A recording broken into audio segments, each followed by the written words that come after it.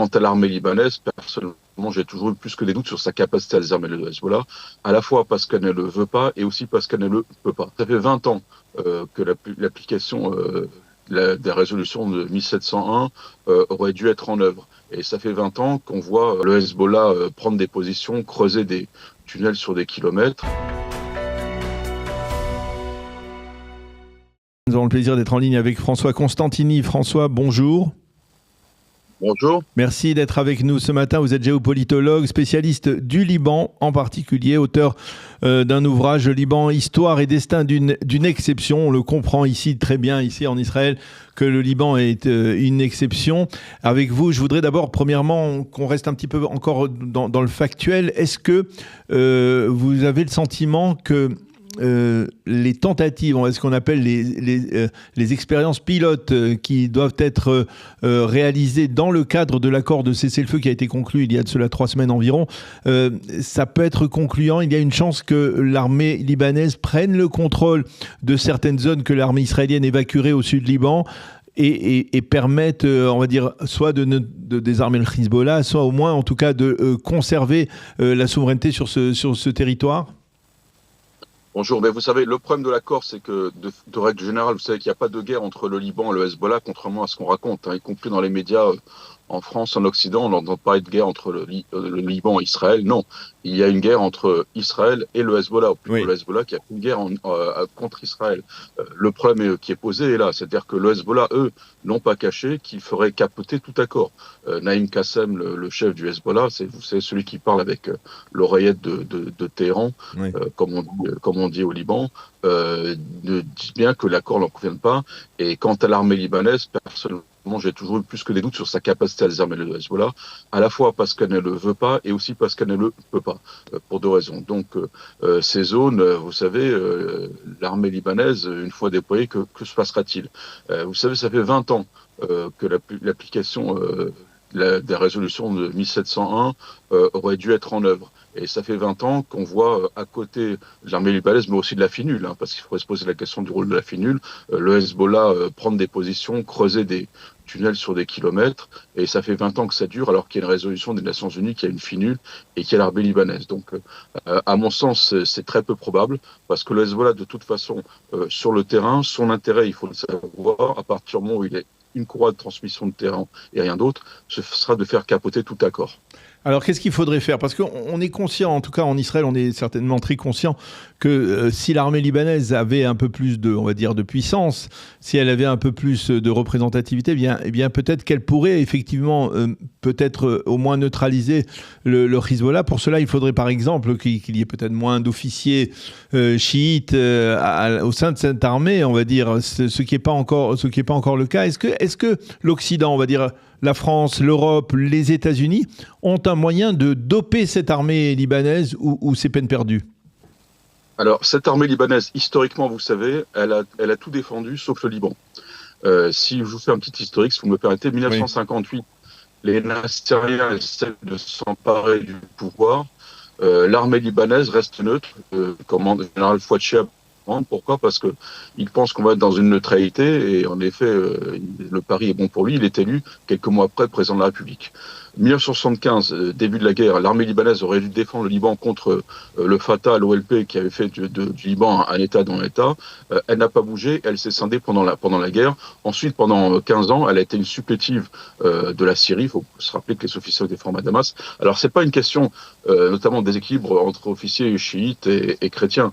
Il ne faut pas oublier que tous les chiites ne sont pas pro Hezbollah, loin de là. Ils ont été travaillés par le Hezbollah, par l'intérêt, mais vous avez le chiisme traditionnel libanais, les familles Ahmadi, Assad, notamment dans le sud, qui ont été évincées par le Hezbollah et par le mouvement Berry, ne sont pas des gens pro-iraniens, pro-Hezbollah. Vous avez un chiisme libanais traditionnel, et ce chiisme, il peut revenir. Alors la question, en effet, de l'armée, c'est que vous avez des officiers, en effet, qui sont en quelque sorte des hommes des croix de transmission du Hezbollah, et que cette armée, elle a été formatée depuis 35 ans par la Syrie, et ensuite elle a été littéralement fagocitée par le Hezbollah, puisque le Hezbollah est présent à tous les niveaux de l'armée. Il ne faut pas oublier que l'armée, par contre, en nombre, la confession la plus nombreuse, contrairement à ce qu'on pense, ce sont les sunnites, parce qu'en effet, les hommes de rang, soldats, caporaux-chefs, sont recrutés dans la région la plus pauvre du Nord-Liban, le Akkar, qui est une région essentiellement sunnite. Donc elle n'est pas chiite, contrairement à ce qu'on dit. Dans le commandement, disons qu'elle est à peu près paritaire entre chrétiens et musulmans, mais de toute façon, c'est pas l'armée libanaise. Alors là, pour une fois, le ministre des Affaires étrangères français, Jean-Noël Barrot, a semble eu une étincelle, mais je pense que c'est une petite étincelle, où il parle d'une force multinationale pour appuyer l'armée libanaise. Mais s'il faut une force multinationale, c'est certainement pas une FINUL 3, mais c'est plutôt une force de type KFOR, comme on avait au Kosovo. On a quand même été plus efficace, pour occidentaux, pour mettre au pouvoir au Kosovo un pouvoir à la fois mafieux et islamiste, qu'on allait pour aider l'armée libanaise à étendre son autorité sur l'ensemble du territoire. Il faudrait une force multinationale qui ait notamment un mandat de pouvoir également tirer, se défendre en cas d'attaque du Hezbollah. C'est la seule chance qu'on aurait, une force multinationale avec les États-Unis, des pays européens entre autres, voire éventuellement des pays du Golfe, notamment ceux qui sont rentrés dans le cadre de l'accord d'Abraham, qui serait beaucoup plus sûr.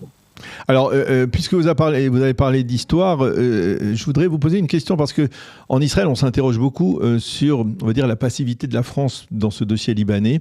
On voit que, par exemple, toutes les initiatives, y compris le cessez-le-feu, ce sont des initiatives qui ont eu pour point de départ les Américains. Ce sont eux qui ont fait pression, ce sont eux qui sont, on va dire, qui ont négocié, qui ont tenté de négocier.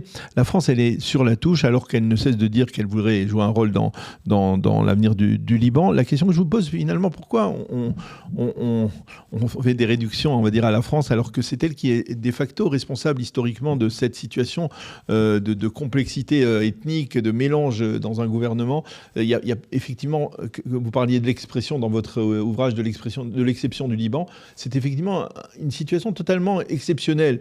Et c'est la France qui en est responsable. Pourquoi on la laisserait rester sur la touche alors que c'est elle qui peut-être pourrait avoir une solution? Alors, c'est pas la France qui a créé le Liban, contrairement à ce qu'a dit en 1920. Elle a créé en effet un grand Liban. Oui. C'est-à-dire, vous savez, le Mont Liban élargi de 1860, qui était déjà un système multiconfessionnel. Déjà, vous savez, le système multiconfessionnel, il a toujours existé. Toutes les contrées qui ont été sous la coupe de l'Empire ottoman, avec ce qu'on appelait le millet, ont été organisées par communauté.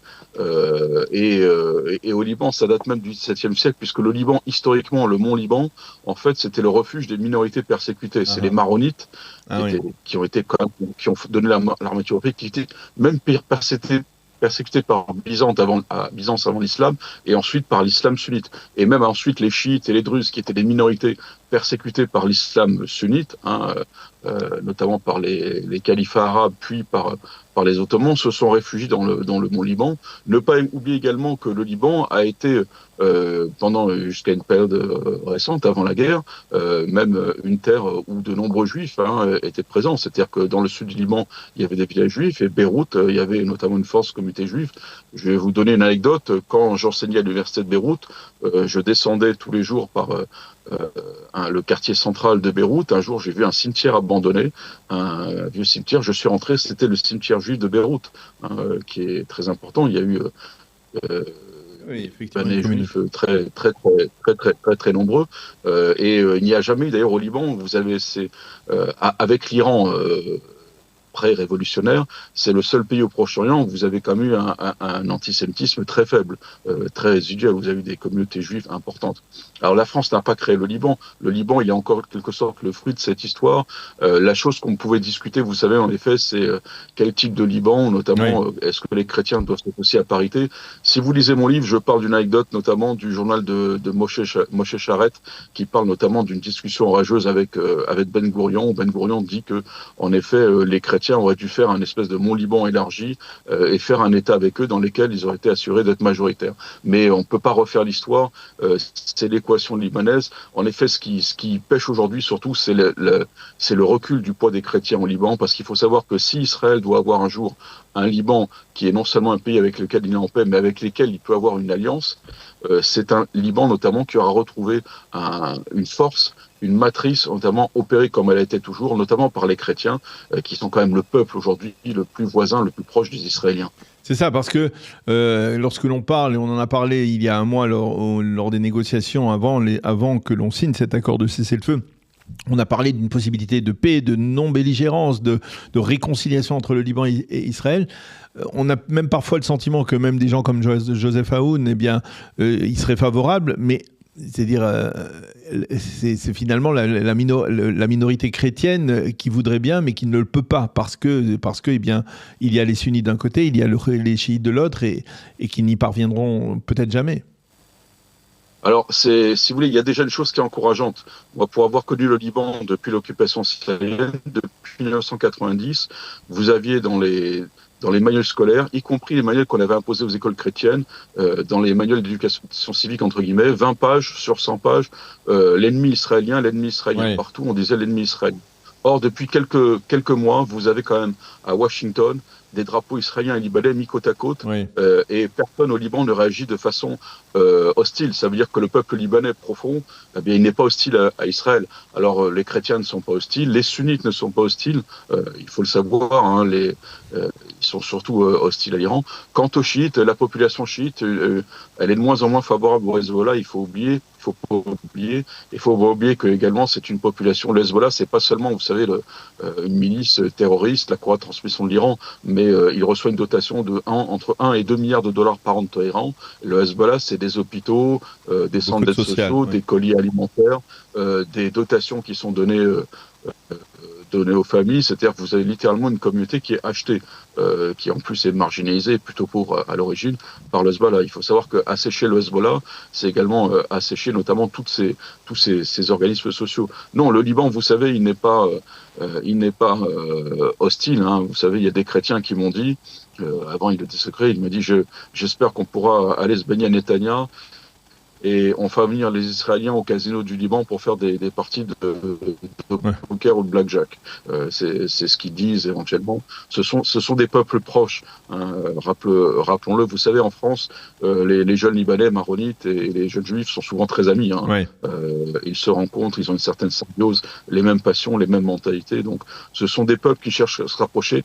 Quand même, une anecdote, hein, ça fait quand même plusieurs, non pas des années, dizaines d'années, des centaines, mais des milliers d'années. Rappelez-vous que le temple de Salomon a été construit bâti parce que le roi Hiram, notamment, a été construit avec du bois de cèdre du Liban, hein, parce qu'il y a déjà une entente entre le roi phénicien et les rois juifs. Et oui, effectivement, il faudrait tendre vers un retour de cette paix ou de cette réconciliation entre le Liban et l'État d'Israël, le royaume d'Israël et le royaume du Liban à l'époque du roi Hiram, effectivement. Merci beaucoup, François Constantini, de nous avoir éclairé. C'était très intéressant de dialoguer avec vous. Merci beaucoup de nous avoir éclairé sur cette situation complexe, qui reste complexe donc, au Liban. Bonne continuation, à bientôt. Merci, au revoir.